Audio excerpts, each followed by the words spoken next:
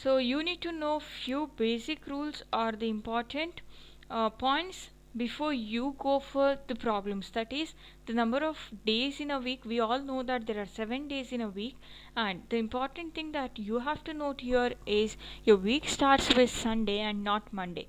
So I'll tell you why we take it as a week starts with Sunday and not Monday.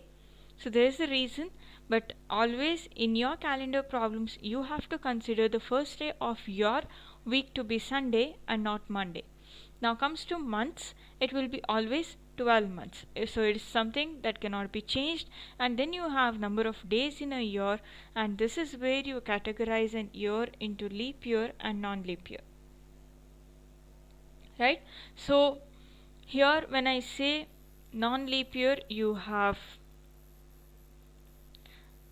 February month with 28 days. When I say leap year, you have February month with 29 days. So when I say 28 days, you have 365 days in total in a year. So when I ask you number of weeks in a year, what would we be doing? You divide it by 7 and see how many weeks are there. So why divide by 7? We know there are 7 days in a week, and grouping days into 7 would give us a complete week. So 365 by 7 will give 52 weeks and 1 extra day, because 364 is completely divisible. So when it comes to leap year, you have 52 weeks with 2 extra days. So I call these days to be extra days because using these days I cannot form a complete week, so they are called as odd days. Using these days I cannot form a complete week, so these will be called as odd days. So where is this concept important? This concept is important when a question in aptitude is asked something like, how many odd days are there in 1996? So what would you do here? You would check whether the given year is leap year or not. You would check whether the given year is leap year or not. So if it is a leap year, you would say you have 2 odd days, wherein if it is a non-leap year, you say you have 1 odd day. So checking whether the given year is leap year or not is very important. So let's see how to check whether the given year is leap year or not. That's something we all know from our primary, but still.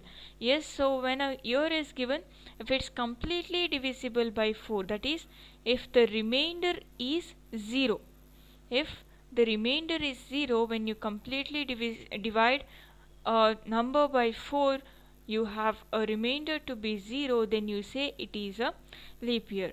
If you have any other number other than 0, 1, 2, 3 as the remainders, then you say it is a non-leap year. So this is very simple. But when it comes to century year, you have another condition to consider, that is century year should be also divisible by 400, because every century year is divisible by 4. Every century year is divisible by 4. So it has to be also divisible by 400. Let's check with the example. So how do you identify whether the given year is century year? If century is nothing but period of 100 days, if the year is completely divisible by 100, it's a century year. Or to be very simple, you have an year and it ends with 2 zeros in the end. It ends with 2 zeros, then you say it is a century year. So you can have more than 2 zeros, for example 2000. You can have more than 2 zeros, but the last 2 digits should be 0 and 0. Let's see with the example. Here let me take the example of 100. 100 is divisible by 4, but when it comes to 400, it's less than 400. It's less than 400, so it is not divisible by 400. So you say it is a non-leap year. So divisible by 400 is a must. Now let's check for 400.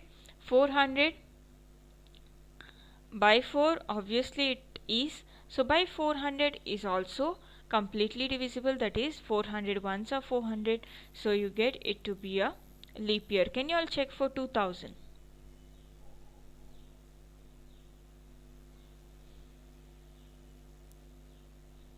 whether 2000 is a leap year or not.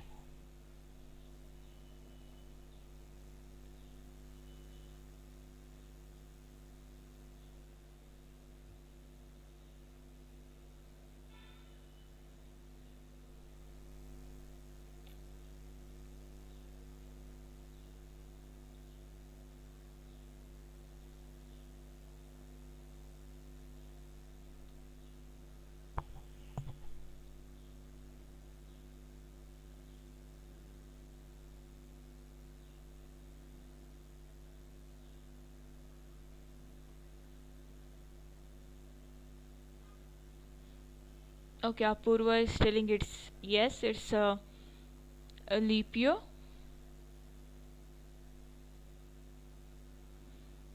Okay, Simran is telling it's a leap year. Yes, 2000 is leap year because it's divisible by 4 as well as 400. Okay, check with 1700. 1700. 1700.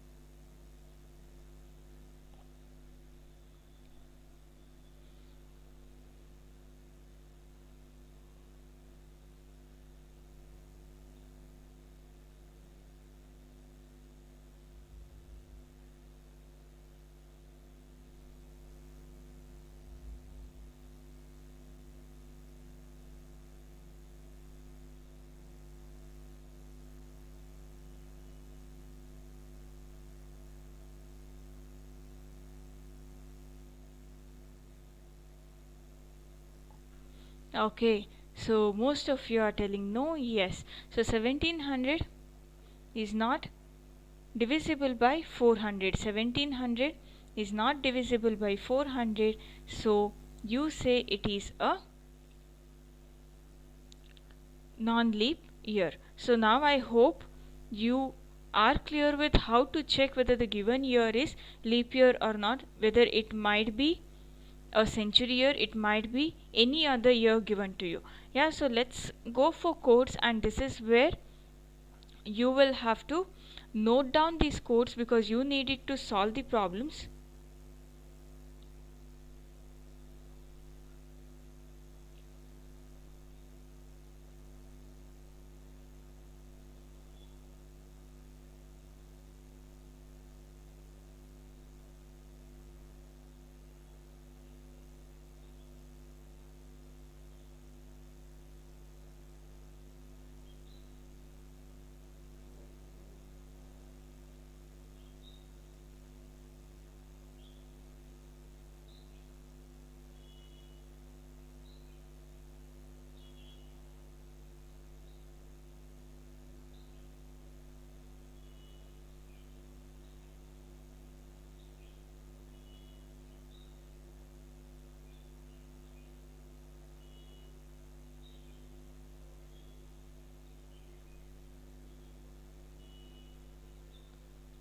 Hope you are noting down this.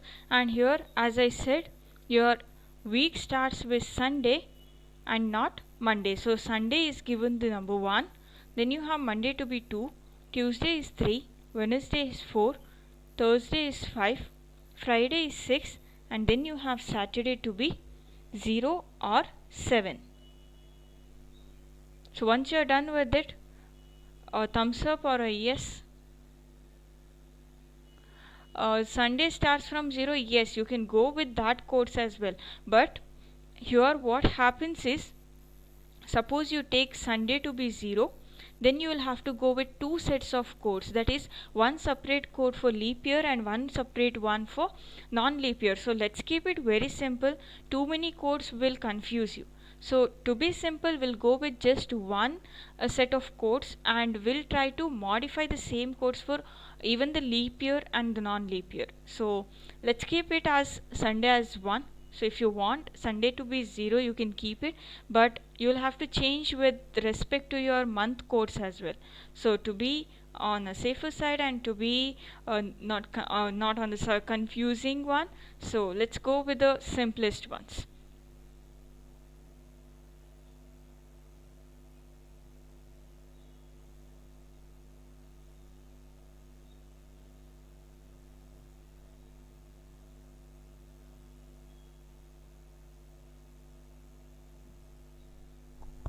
Yes. So let me go for the next one, that is code for months. So how do you get these codes for months? Here it is taken from algorithms. So let's not concentrate on algorithms. Rather, I will give you the logic how to remember these codes. But yes, you need to note down this first. Note down these codes first.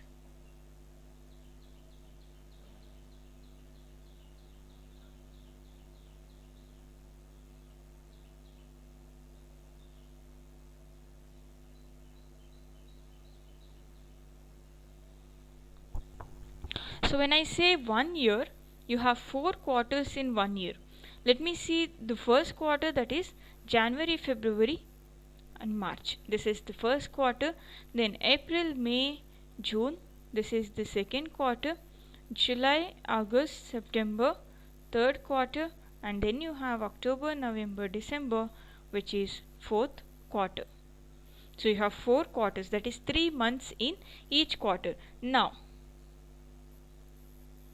the first 3 months, that is the first quarter, you can see what is the number given. Here the number given is 144, which is nothing but you can consider it as 12 square. Next you have April, May, June. Here the number given is 025, which you can consider it to be 5 square. Then you have the third quarter, which is July, August and September, that is 036, which is nothing but 6 square. And then you have October, November, December. It's not a perfect square, you have 146. So what do? 12 square plus 2. So here you're not by hearting 12 numbers, instead you're just keeping the squares in mind, that is 12 square. You can just remember 12 months, so first number will be 12 square. Then it's continuous, that is 5 square and 6 square. Then take the same number, then you have 12 square plus 2. So do not by heart the codes.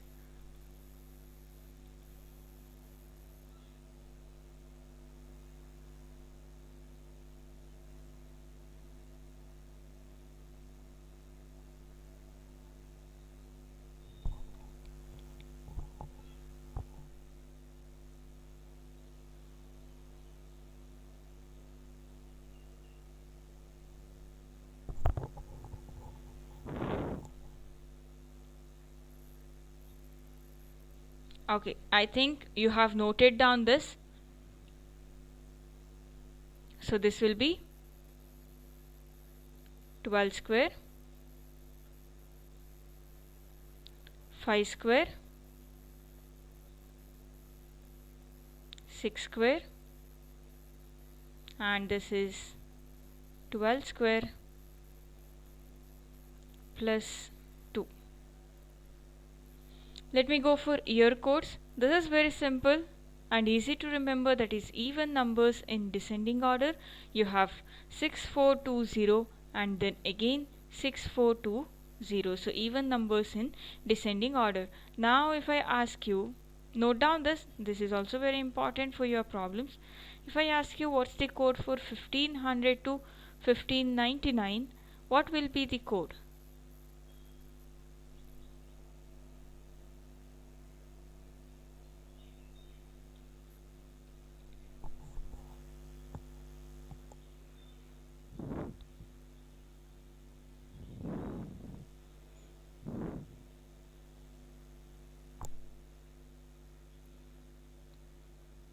Yes, exactly. So 1500 to 1599 will be 0. So you can go with any number of years. So note down this. Without these three tables, you cannot solve the first type of problem.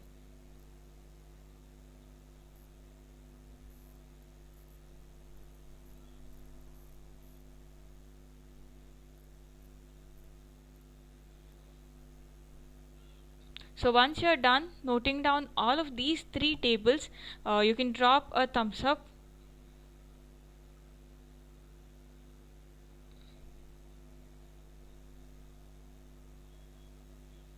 Or yes, or done.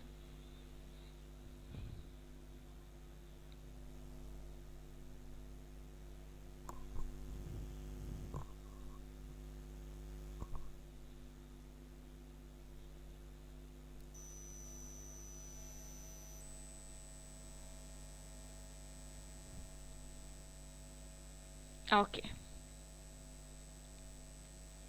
Now we'll be solving the problems. So you have first type of problem, that is they will give you a date,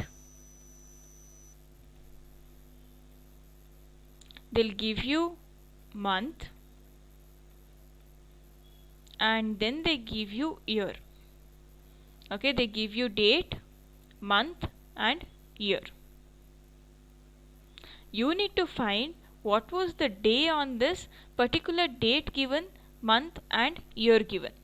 Particular date, month and year given, you need to check what was the day on that. It can be future, it can be past as well. So let's see only the steps now, and then let me go with the problems. First step will be, you need to write the given date as it is. So if they say you 24, you need to write 24 as it is. Your second step is write the code for month. So if they say you March, you need to go to your month code table, check what is the code for March and write it. This is your second step. Then you have your third step to be write the code for year. Write the code for year. So you need to check what is the code for year and write it down. If I say 1994, you need to check in what range will 1994 fall. That is from 1900 to 1999. So that's the reason why the code will be 0. So you need to check in what range the particular year will fall. And then you have the fourth one, that is write last two digits of the year. So as I said, if it is 1994, you will be writing last two digits of the year, which is 94. Then the fifth step is take last two digits of the year, divide it by 4 and check what's the quotient. Check for quotient, not for the remainder. So if your quotient is something like 24.5 or 23.75, neglect the decimal point. Neglect the decimal point and write only the integer. Do not round it off. Do not round it off. So neglect the decimal point. Now once your 5 steps are done, that is from step 1 to step 5, your sixth step is very simple, that is you need to add all the numbers that you have written.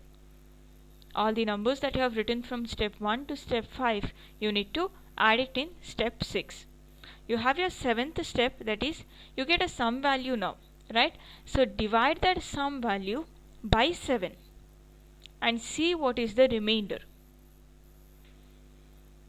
So check this remainder in the day code table, you will get what was the day. It's just that you're playing with codes. If you know addition, if you're quick in addition obviously we all know, if you're quick in addition and multiplication of 4 and 7, you can do this very easily. I repeat, first the date, then comes code for month, then code for year, then you need to have last two digits of the year. So it can be 2000, then 0 and 0 will be last two digits, then divide last two digits by 4 and check what is the answer, that is quotient. If it is in decimal, neglect the decimal, do not round it off even if it is 0.9. Add the numbers that you have written from 1 to 5, that is step 1 to step 5. Then take that sum value and divide it by 7 and see what is the day code what is the day in the day code table. Let me solve the first one for you and you will be solving the second one for me. So you have find the day of the week on 26th December 1994. So I have my first step, that is writing the date. I write my first step 26. Next, code for December, which is 6, and I have 1994, so the code will be 0. Next I write last 2 digits of the year, which is 94. My fifth step, take 94, divide by 4 and see what's the answer. So I get 23.5, I write only 23. So I'm done with 5 steps. My next step is I need to add the numbers written. So I get 149.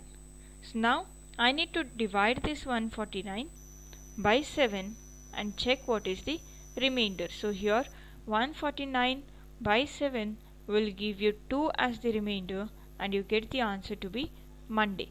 You can check this 2 in day code table, you get the answer to be Monday. So this is how you can solve the problem, that is first date, then code for December, then code for 1994, last 2 digits of the year, then comes last 2 digits, divide by 4 and see what is the answer. So you get 23, then you add this up, you get it to be 149. So 149 by 7 will give you a remainder 2, that is I'm performing modulus operation here and I get the answer to be Monday. Can you all solve the next one?